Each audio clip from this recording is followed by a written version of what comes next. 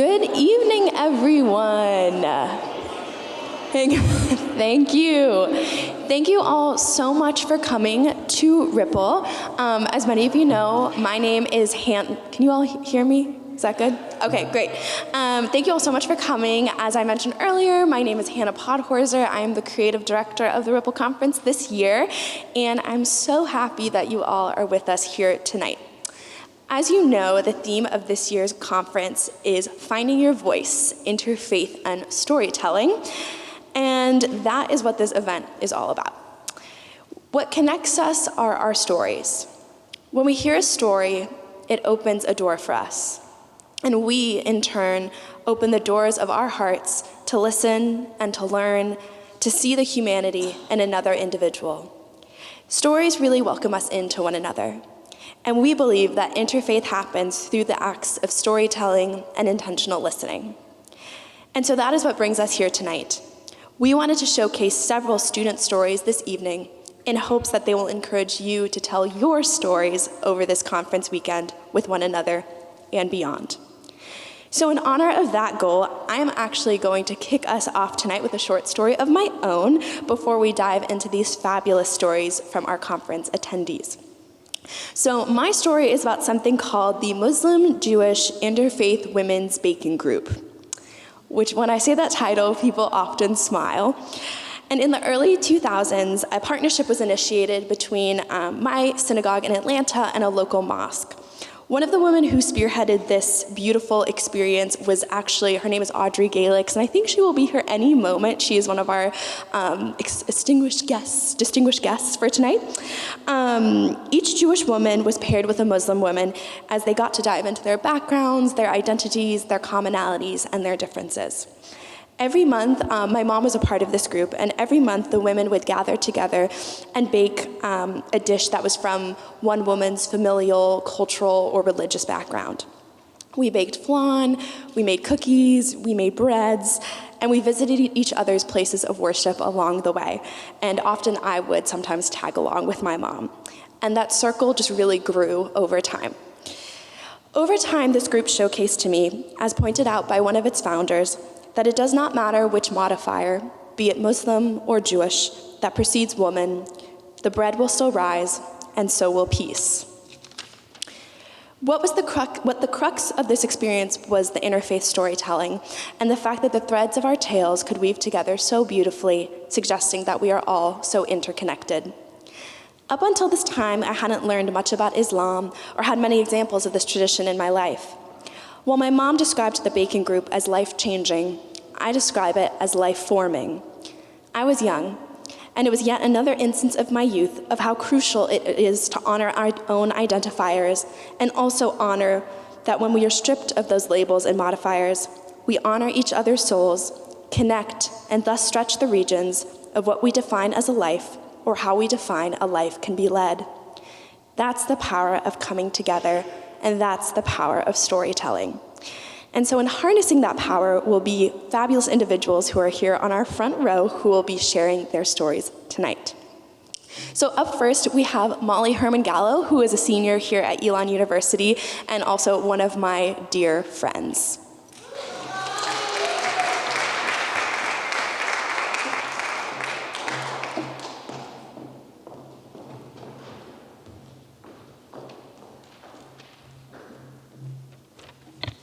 Hello.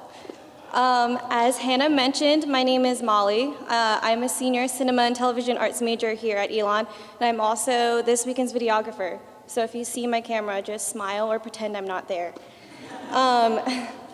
I picked up a religious studies minor my sophomore year, and I like to think that that's where my interfaith journey really began. My REL 110 class introduced me to the Big Five, those being Christianity, Judaism, Buddhism, Hinduism, and Islam. And I began to love learning about other religions besides my own, Christianity. Yet, as I continue to ponder about my interfaith journey, I'm realizing that it goes back farther than when I declared my minor, all the way to when my parents brought me to the United States from China as a toddler.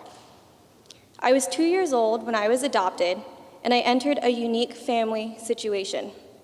My dad is Jewish, and my mom is Christian, so I grew up in an interfaith household.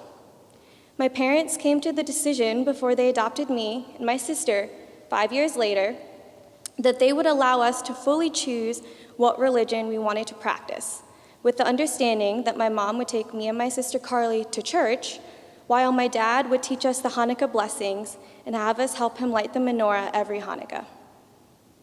Because of my parents' willingness and kindness to allow me to decide my own religious path and identity, I'm neither baptized nor bat mitzvahed, and I have a newfound sense of freedom to pursue and engage in interfaith work because I have two different religions as a part of my identity.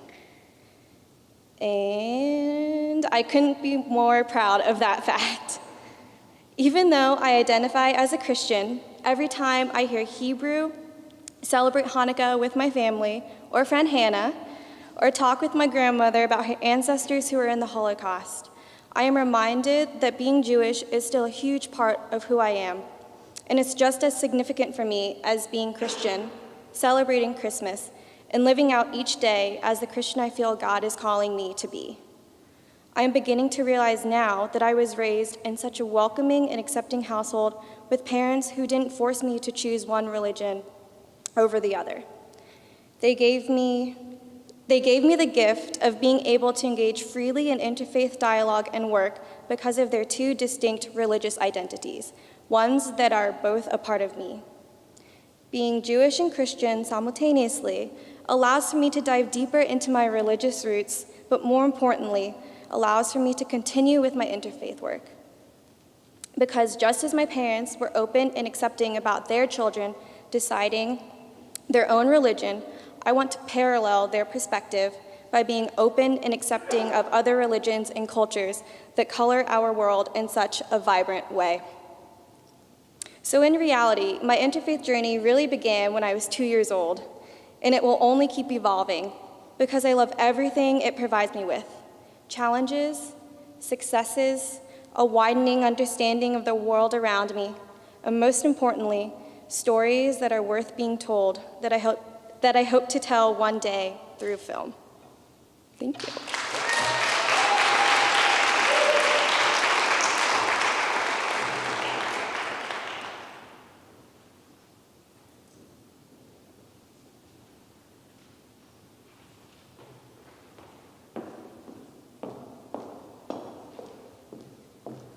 Great. Thank you so much, Molly, for sharing your story with us. Our next person that we're going to be hearing from is Ahmed, who is an IFYC coach from Ohio Wesleyan University.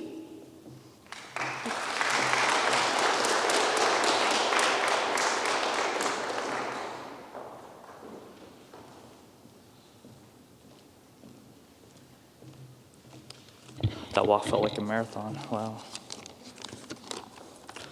Like Hannah said, my name is Ahmed. I'm a student at Ohio Wesleyan. I identify as a Muslim. I've identified as a Muslim my entire life. In fact, I grew up going to a private Islamic school and was there from kindergarten all the way through 7th grade. For obvious reasons, the makeup of the students were entirely Muslim, and many of the teachers were Muslims as well. Growing up in this type of environment created a very safe space for me to practice my faith. While people of many backgrounds and walks of life attended my school, it was a very homogenous environment in terms of belief, making my transition to public school in 8th grade very difficult. To this day, I've been to 12 different countries on 4 different continents, and the biggest culture shock I've ever received was when I first started to attend public school, and that's not even a joke, that's the truth. There were many things about that experience that were very difficult for me. To name a few, the building was far bigger than what I was used to. There were a lot more kids, and none of them I knew, and none of them were Muslim. And to make it even worse, it was in the middle of Ramadan. For those of you that don't know, Ramadan is a Muslim holiday where we fast from sunrise to sunset from food and drink for an entire month. So imagine just like starting school and then like sitting outside during lunch like in August and just being like, oh, this sucks. For the first few weeks, I really felt like I was drowning. There was no one I knew, no one I could easily relate to, and I was forced out of my comfort zone and really felt like a fish out of water. And it didn't just go on for a month or two, it really went on to like my sophomore year of high school. During my time in public school, I also fielded a lot of questions about my identity, and a lot of them felt very accusatory. Islamophobia is not a recent development, and it plagued the questions of even the most well-meaning people. This new transition alongside all these other factors really hit me hard without me kind of realizing it consciously. At my private school, I found it easy to identify strongly with my faith when everybody around me felt the same. I started to seek that belonging elsewhere, which ended up primarily in sports as I began to run cross country and track for my high school. With this new community, I saw myself getting further away from my faith community. I was severed from my faith in a lot of different ways, things like not having a lot of Muslim friends who went to my school, and also the US school system isn't very friendly when it comes to students leaving in the middle of the Friday to go to Jummah prayer at the mosque. But I did make an interesting friend group during this time. One Catholic, two non-denominational Christians, and an atheist, and myself a Muslim. We all grew very close as friends throughout our time together in high school, and even today we're still very close friends and get together and hang out very regularly. My non-denominational Christian friends were very involved in their church activities, regular attending their services, being very involved in their VBS and their youth group, and attending all of their different church activities.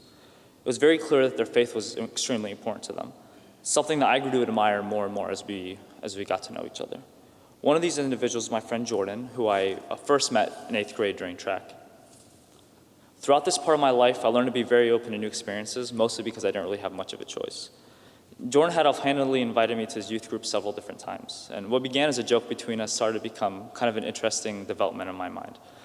I was curious to learn more about how his faith impacted his life, and was wondering if I could understand why his faith was so important to him, and perhaps the experience could help me somehow as well. He also offered to throw in dinner, which is when I decided to take him up on his offer. While I'd been inside plenty of churches before, I never attended any sort of worship. I didn't anticipate a Christian worship event would have any effect on me, but I was still extremely curious about it, so I went. And so Jordan wanted us to arrive late after the music, and I was like, music? Because he said it would most likely make me extremely uncomfortable. The service ended up starting late anyway, his youth group, and we were there for all the music, and he was right, I was not prepared for it. It began with a very, very long period of music, people singing and playing instruments on stage. It felt like a rock concert for most of the time because people went from acoustics to crazy electric guitars and pianos, and it was very out of my element. While the music made me feel very uncomfortable, something else kind of struck a chord. It amazed me how proud everyone was there to worship and how unapologetic everybody was about their faith. And it made me wonder why I felt like I wasn't allowed to feel that way as a Muslim. I began to realize perhaps I kind of started to stray from that community besides some of the more tangible barriers, and why I felt less spiritual. I was stuck thinking nearly the entire time throughout the service about how I felt during the portion of the music. Despite it being deeply uncomfortable, I really started to question whether I was less spiritual or whether I was subconsciously afraid of showing my beliefs, even though everybody around me knew I was a practicing Muslim. These thoughts stayed with me and had a chance to develop about a year later as a high school senior, where an opportunity came up to go to Umrah with my mosque. And for those of you who don't know what Umrah is, it is like a mini version of Hajj, which is a pilgrimage that all Muslims are required to go on. And so Hajj is a lesser, shorter, non-mandatory version of it. So spending my time in Medina and Mecca, devoting my time to worship in an environment surrounded by other Muslims, changed my outlook on the way I view myself within my own religion, similar to the way my experience at my friend's youth group did. That environment supported my beliefs in a way I had not experienced for years, and in the beginning I found it difficult to allow myself to accept it. I saw the unhealthy way I'd not been hiding, but avoiding appearing Muslim to many people. Again, even though they knew I was Muslim, it wasn't a secret. While Umrah was truly a transformational experience, the full benefits I extracted was, at least in part, derived from going to my friend's youth group. Suddenly, I was reminded of the emotions I had the day of that youth group, better understanding what that experience really meant to me. Having my experience of drifting combined with the energy I felt from my friend's church enhanced my experience at Umrah that much more. A foundation had been set when I had gone to his youth group. Seeing their worship helped me realize that I knew that there was something wrong with my own. Not with what I was doing physically, but my mentality surrounding it. I had been going through the motions, so to speak, because my environment didn't have other people like me. People I could look to and see my own beliefs in. But that began to change at a Christian youth group and was cracked wide open at a deeply spiritual experience during Umrah. Looking back, I'm extremely grateful I opened myself up to that experience at my friend's church. It altered the way I see myself and my faith for the better. I came out of youth group a better Muslim. I learned how important it is to feel comfortable in your own faith, particularly when you find yourself in an environment that may not always be friendly to that. I came to the understanding that if I truly believed in what I was practicing, then there was no reason to be ashamed of it. And I came to that realization thanks to other faith traditions. Thank you.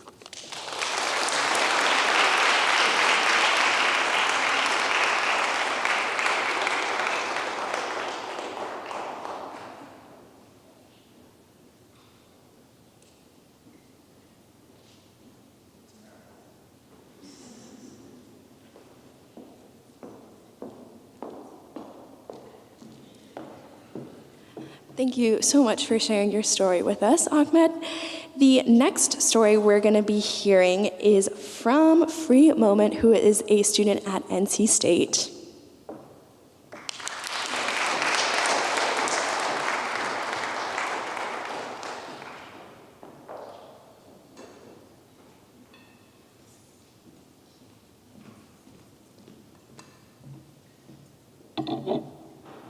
Hi, everybody. I'm Free.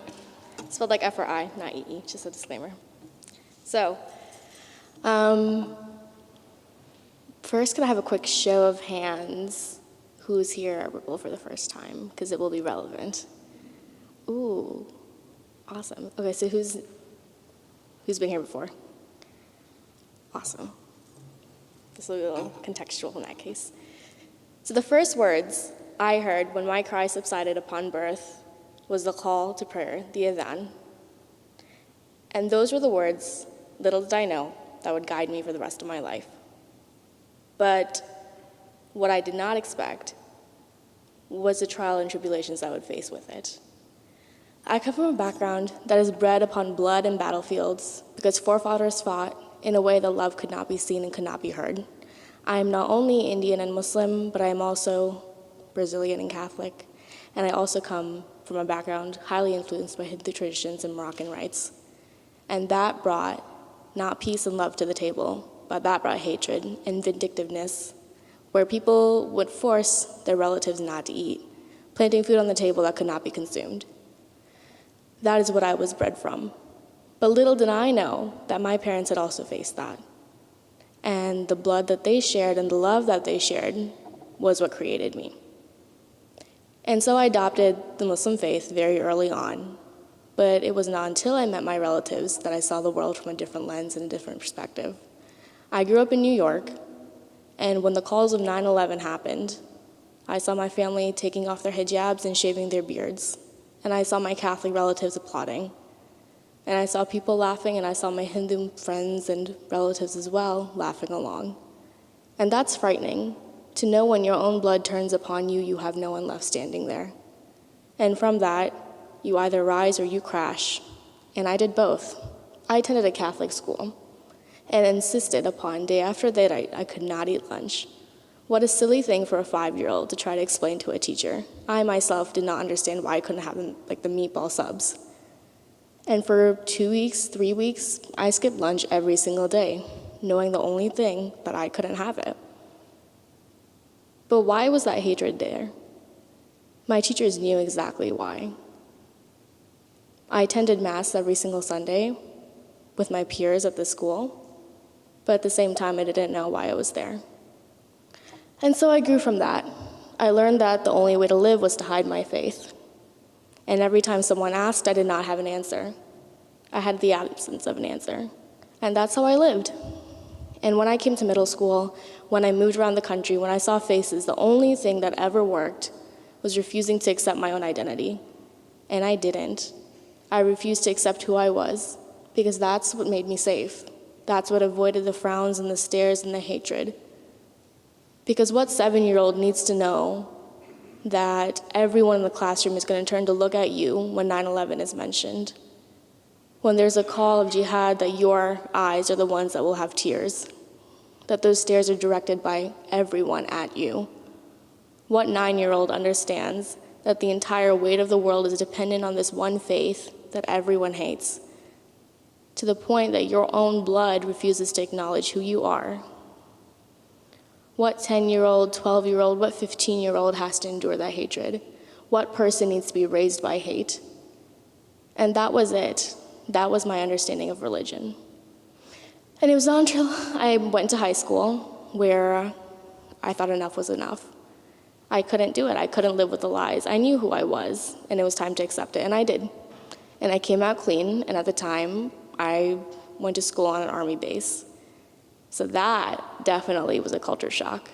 Coming from New York City and then going to an Army base, even though I was well-rounded and traveled around the world and the country, coming from a background of many, that was something I did not expect. Not only was that the most supportive place I found, but also the most distant and isolating moments of my life. And then my junior year, I established many connections in the community. I was volleyball captain, played for the state team, won a couple of championships here and there, was on the soccer team. Like, I was the person people knew. But the second I opened my mouth and said that I was Muslim, the next day, I did not see a single friend in the hallway smile at me. And no one needs that. Growing up is difficult, but on top of it all, when you don't know who you are and you believe that the entire world hates you for it, and that's something that's not only to my identity, but the identity of many. And so that's what brought me to Interfaith. And today I stand, I no longer wear the hijab because one too many times was it pulled from my head. One too many times was I called out for it. And that is a battle that I face independently, that I have to reclaim who I am and reclaim my faith. Because while we stand together arm in arm, and we promise each other that we will be there when the lights go down and when the day is done, will we really be there? When your own blood can fail you, how much commitment do you have to take a stranger along? That is what Interfaith is, putting your differences aside because everyone, every child, every person, every 2-year-old that doesn't know who they are can at least live to see another day in hope. Because that is something many are deprived and not just me. And as I shared my story, I heard stories so much like mine from all around the world. I was given the privilege to have a platform that many do not get. And with that, I vocalize it. Because the best thing you can do at the end of the day and the best thing I can do at the end of the day to make a change is to listen, to understand, and then to speak. Because without any of that, we have no progress, we have no love. There will be a day where there will be food on the table, what all of us can eat. There will be a day where it doesn't matter which God we look up at. There will be a day that no one will be damned by one another. There will be a day that we will forgive and we will let on, that we will live in a way that is okay, that is fine. The fact that we can exist as human beings side by side is the ultimate testament to who we are and who we can be. That is who I am. And the prayer that was called upon my birth, the prayer will be answered on the day of my death. And hopefully that will be a day which all my family members can attend.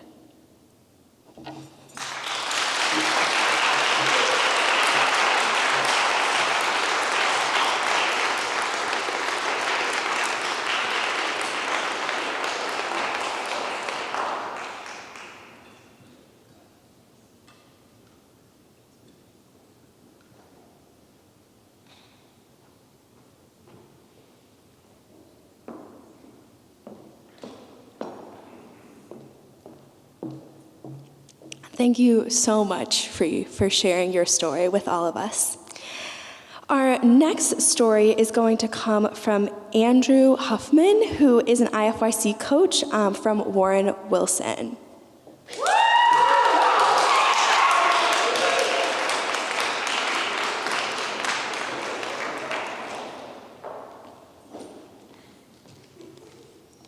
Hey there.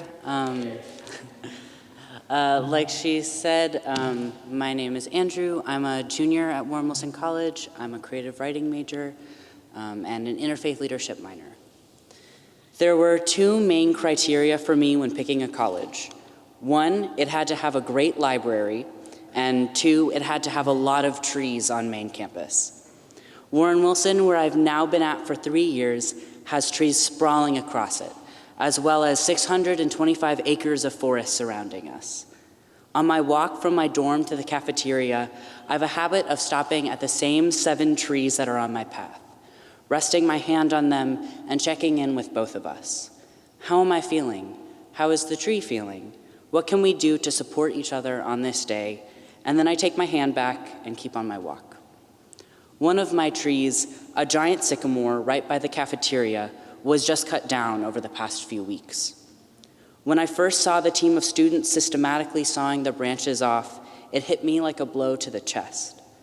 Small crowds made up of students, faculty, and staff would stand, unable to look away as the tree crew removed one of the oldest members of our community. About a week ago, an email went out to the whole campus from the landscape supervisor, John Odell, that both eased my admittedly self-centered worry that I was the only person so deeply affected, and let the whole school know that those who removed the sycamore did it with both expertise and heavy hearts. The first part of the email discussed the necessity of removal and the straight facts of why the sycamore might have died, though the exact cause is unknown. The second part, though, that's the part that stuck with me. John wrote, "In January of 2017, we moved a giant hollow white oak that was growing right next to the sycamore. Though it was impossible to count the rings on the oak, I would estimate that the two trees were about the same age. These two trees lived their whole lives, over a century long, side by side with intertwined roots. The theory I like to believe is that these trees nurtured and depended on each other, sharing nutrients and sheltering each other from the forces of nature. Perhaps when the white oak was removed, the sycamore lost its support system, and like a grieving widower, did not have the resilience to continue living alone. My faith practices right now defy categorization or labels, but I'll concede that they fall under the broad umbrella of paganism, and I'm definitely a practitioner of witchcraft. In my craft, I feel a deep connection to the world around me, seeing strands of interconnectedness in all beings, and those strands are sacred to me. I also see those strands in different identities that we all hold, feeding and sheltering the different aspects within us, just like the oak and the sycamore did. In that vein, I can't describe my faith tradition without simultaneously discussing my trans identity, my relationship with masculinity, my existence as an upper middle class white person who holds immense privilege in this country, my writing, or my deep and all-consuming love for ABBA music. If I tried to hold those parts of me separate from each other, which I am guilty of trying to do when I'm overwhelmed, my faith practices are unsustainable, and like the sycamore without the oak, lose resilience to hold steady under stress.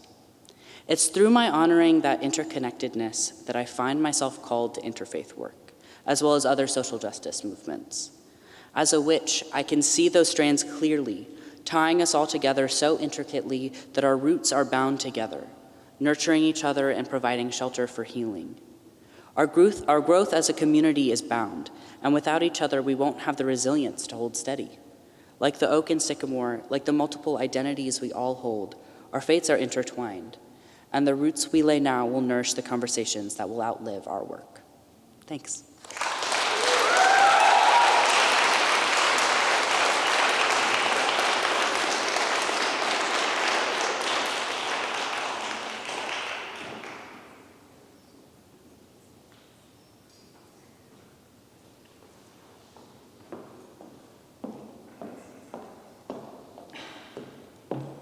Me again. Thank you so much, Andrew, for sharing your story for us. Next, we are going to have Lallo Yadeta come and share her story with us.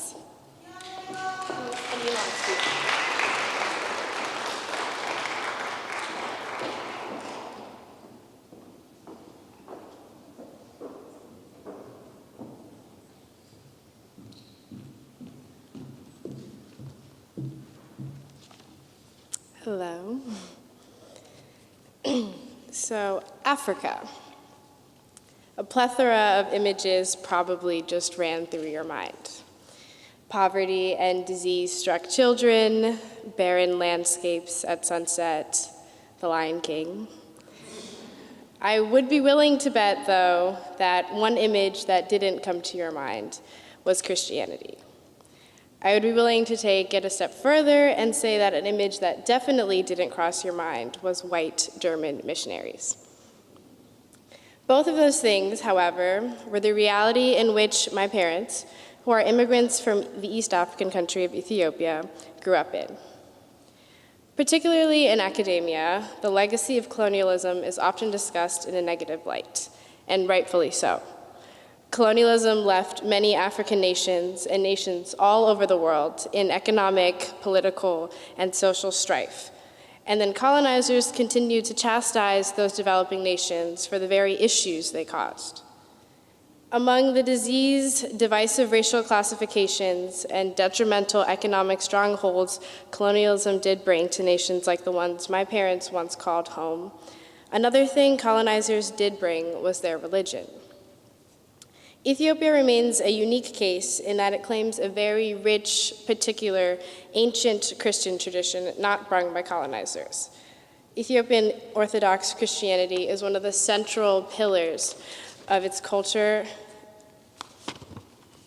and the country's societal structure.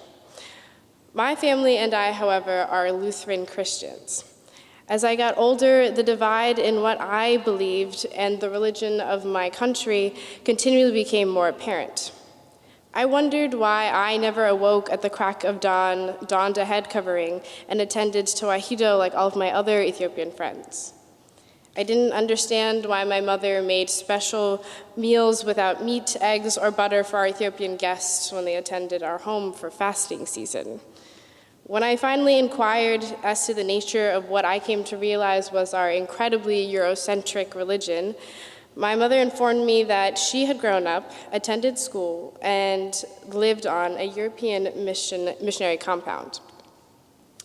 I was shocked to learn that she even had Icelandic godparents.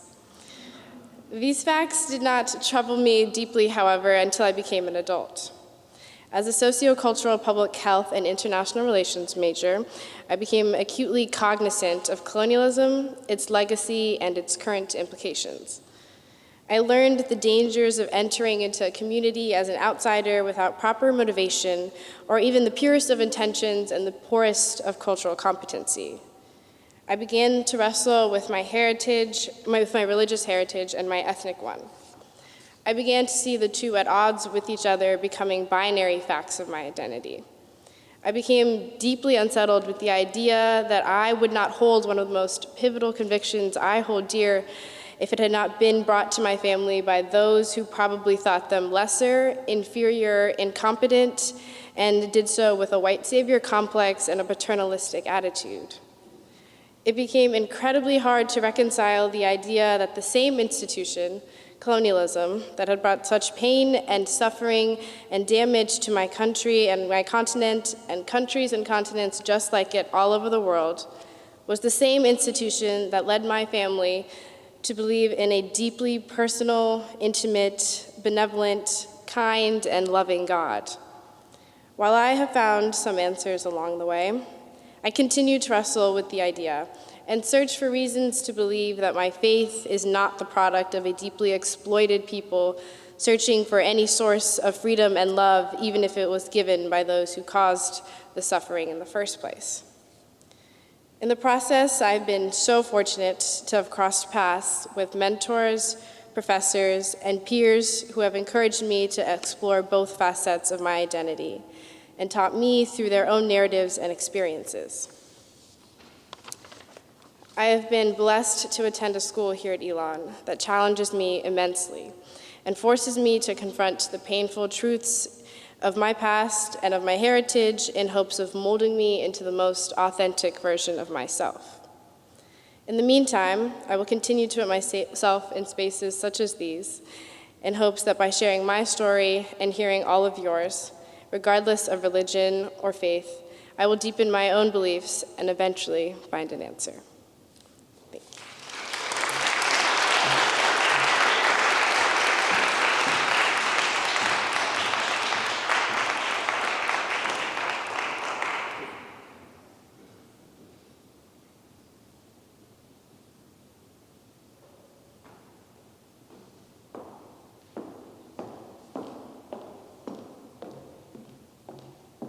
All right, I promise this is one of the last times you're going to see me up here.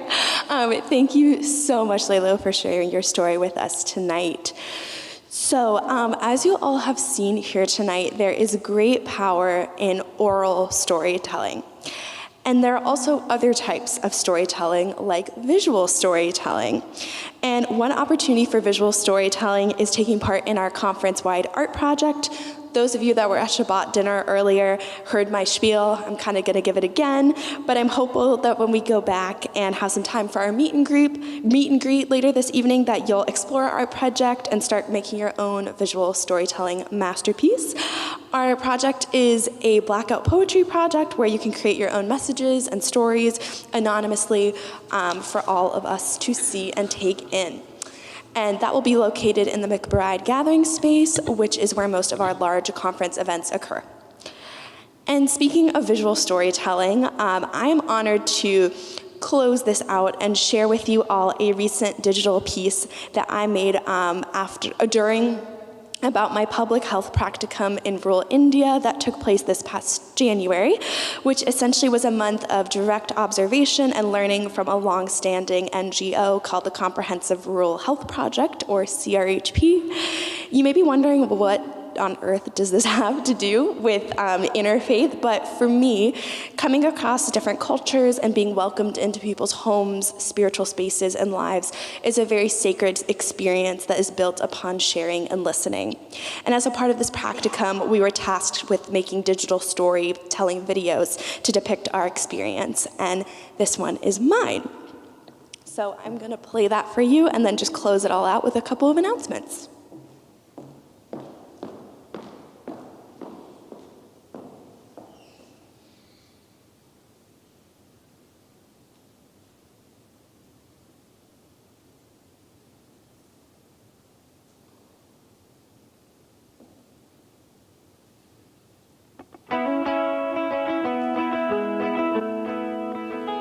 This is a story about feet. It sounds a little funky, but stay with me here. I think our feet have a story to tell, and my Domked journey has been one shaped by my feet, my bare feet. There is something about bare feet that is intimate. It removes any artificial barrier between ourselves and the place we stand atop of. Bare feet allow us to feel the heartbeat of the ground beneath which we stand, to be a little louder, a little more. Okay,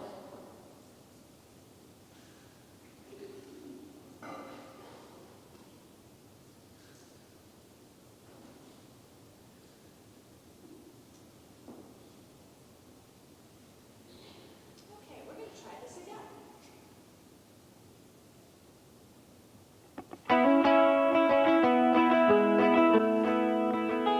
This is a story about feet. It sounds a little funky, but stay with me here. I think our feet have a story to tell, and my Domked journey has been one shaped by my feet, my bare feet. There is something about bare feet that is intimate. It removes any artificial barrier between ourselves and the place we stand atop of. Bare feet allow us to feel.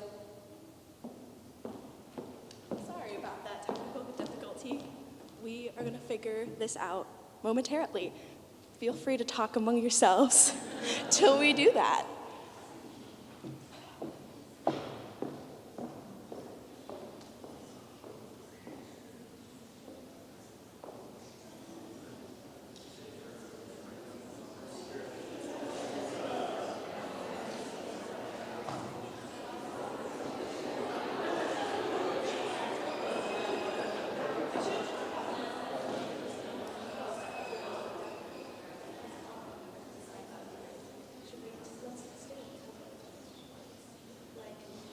My bare feet. There is something about bare feet that is intimate. It removes any artificial barrier between ourselves and the place we stand atop of. Bare feet allow us to feel the heartbeat of the ground.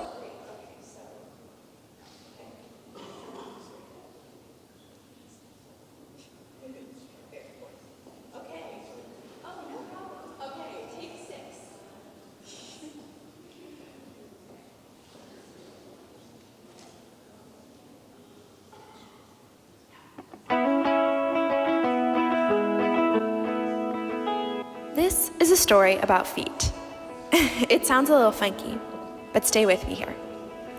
I think our feet have a story to tell, and my Domkad journey has been one shaped by my feet. My bare feet. There is something about bare feet that is intimate. It removes any artificial barrier between ourselves and the place we stand atop of. Bare feet allow us to feel the heartbeat of the ground beneath which we stand, to be a little louder, a little more human. In America, I rarely take off my shoes. I think a lot of us are like that. But here, it's a part of the custom, a display of respect. Taking off our shoes allows us to sit where others sit, stand where others stand, walk where others walk. It allows us to enter into another people's history, to maybe begin to uncover the elements of their joys, cries, and laughs. It allows us to be present. Our appendages these past 3 weeks have cascaded through training halls and villages, a voyage that plunged into greater insight in each bare step. We've traveled to people's homes, their environments, their temples, done rooftop yoga at sunrise, watched the Adolescent Girls program, watched village health workers learn and teach, all without the artifice of shoes. So here are a few of my favorite places I've visited, with my shoes off and my feet all that much closer to the ground. First, we have the temples. For Sankanti, we visited multiple temples as our faces were graced with a plethora of red and yellow, a constellation of color exploding on our faces. We drank chai and ate pohe in Professor Tapler's friend Pooja's home. Another meaningful barefooted spot for me was in Sakat, a project village where village health worker Asha kindly demonstrated some of her practices in the community promoting health. We saw her perform blood pressure tests, urine tests, and prenatal and postnatal care for women in the village. A woman who was 9 months pregnant received her medical tests and care with such calm and ease. She looked like she had great trust in Asha. That trust, which we witnessed in Asha's home, is an essential piece of the healthcare delivery system as part of CRHP. Yet, these experiences, while only made possible by the kindness of strangers and a lot of taking our shoes off, made me think about entering into another person or community's life, only temporarily. In the temples and villages, I sometimes felt like an intruder in someone else's home, in someone else's life. Meeting someone in their most holiest place or in their most vulnerable state, about to have a child. And how was I to be perceived by those who call this place home? You know the expression, walk a day in someone else's shoes? Well, I began to ponder. How do we walk in another's footsteps without trampling them? It's easy to feel like we're intruding, encroaching on another sacred space or place of refuge, but I think it's essential that we grapple with this internal debacle, exploring what it means to have the privilege to come and go, to take our shoes off and then slip them back on. But regardless, I believe that rather than walking a mile in another's shoes, we can get even closer to their reality by taking them off. The place where this understanding of bare feet emerged most for me was in the non-project village of Rajawadi. We came across a village woman asking us into her home, and as we draped off our sandals and emerged onto the porch of her home to drink chai, which she so hospitably served to us, I felt my foot touch the heat of the ground for the first time that morning.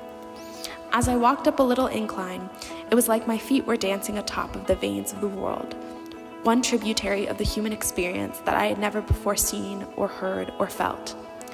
A rural slice of life, filled with obstacles, but also generosity spanning the sea all the way back home. Some people may call it holy ground. Some people may call it spiritual presence. Some people may call it uncharted territory. I call it this, the pulse of the world.